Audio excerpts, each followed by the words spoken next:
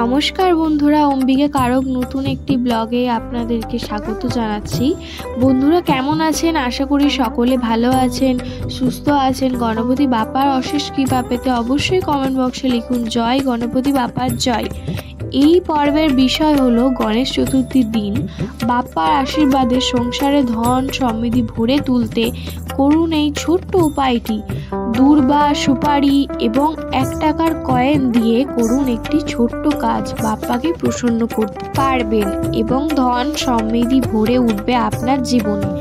গণেশ চতুর্থীর দিন বাপ্পাকে পূজা করে দূর্বা, সুপারি এবং 1 টাকার কয়েন চুপি চুপি রেখে দিন এই জায়গায়। বাপ্পার কৃপায় লাভ হবে।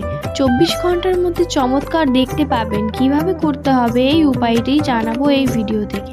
ভিডিওতে যাওয়ার আগে অম্বিকা কারক ব্লগ চ্যানেলকে সাবস্ক্রাইব করুন, লাইক, কমেন্ট, শেয়ার করুন। ধার্মিক হয়ে নোটিফিকেশন ঘন্টাটি বাজিয়ে দিন। ভাদ্র মাসে শুক্লা চতুর্থী তিথিতে সমৃদ্ধি ও সৌভাগ্যের সর্বোচ্চ দেবতা হিসেবে গণেশ ভগবানের পূজা করা হয়। গণেশ পূজা থেকে আর কোনো বড় শুভ কাজ হতে পারে না। জীবনের সমস্ত সংকট থেকে মুক্তি পেতে ও ঘরে সুখ সমৃদ্ধি আনতে গণেশের বন্দনা অবশ্যই করা উচিত। গণেশ বন্দনা করা অত্যন্ত শুভ। গণেশ চতুর্থীর দিন বেশ কিছু টোটকা মেনে চললে হাতে হাতে ফল পাওয়া যায়। তেমনই একটি টোটকা হলো দূর্বা, সুপারি এবং 1 টাকার কয়েন। এই ছোট্ট টোটকাটি বা এই ছোট্ট কাজটি করতে পারলে বাপ্পার কৃপা আপনার জীবনে লাভ করতে পারবেন এবং সমস্ত কাজে সফলতা পাবেন। অর্থ কষ্ট থেকে মুক্তি পাবেন বাপ্পার কৃপায়।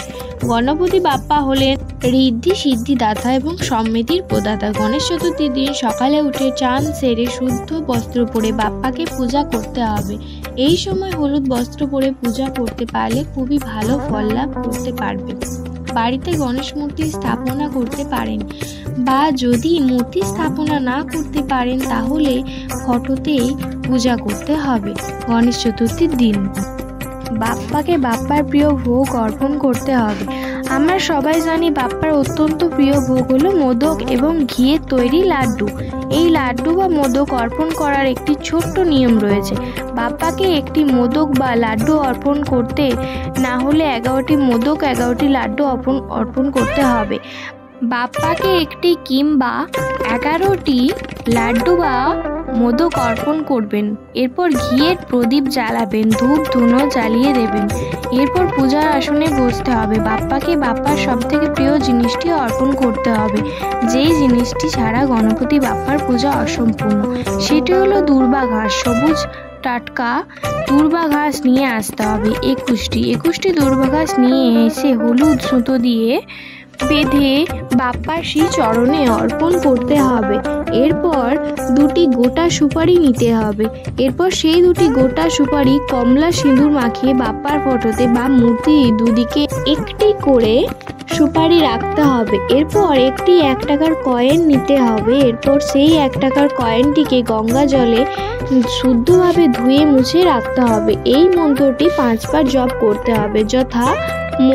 যথা ইময়ী ময়াখিল বুদ্ধি তারে বুদ্ধি প্রদীপায় সুধরি পায় নিত্যায় সত্যায় চ নিত্য বুদ্ধি নিত্যাং নিরিহায় নমস্ত নিত্যম। এই মন্ত্রের প্রভাবে সমস্ত কাজ পূর্ণ হয়। আপনার পরিশ্রম করার সত্ত্বেও যদি জীবনে সফলতা লাভ না করতে পারেন, আর্থিক উন্নতি না করতে পারেন, তাহলে গণেশ চতুর্থীর দিন থেকে প্রত্যেক দিন এই মন্ত্রটি ভক্তি সহকারে জপ করুন। বাপ্পার কৃপায় আপনার সমস্ত কাজ পূর্ণ লাভ হবে এবং সেই কাজে সফলতা লাভ করতে পারবেন। জীবনে আসবে উন্নতি। মন্ত্র জপ করার পর হাতে যে 1 টাকার কয়েনটি রয়েছে সেই কয়েনটি বাপ্পার শ্রী চরণে অর্পণ করবেন।